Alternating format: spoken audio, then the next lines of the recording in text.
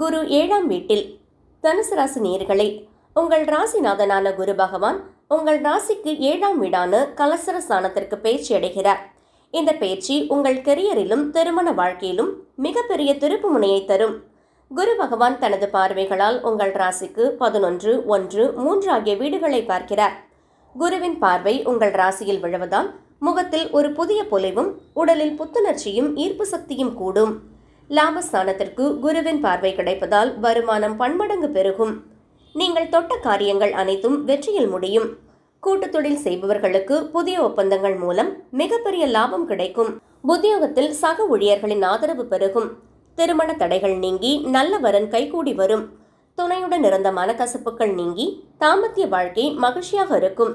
வெளிநாட்டில் படிக்க விரும்பும் மாணவர்களின் கனவுகள் இந்த குரு பயிற்சியால் நனவாகும். பரிகாரம்: வியாழக்கிழமைகளில் தட்சிணாமூர்த்திக்கு மஞ்சள் வஸ்திரம் சாற்றி வழிபடுவது மேன்மை தரும்.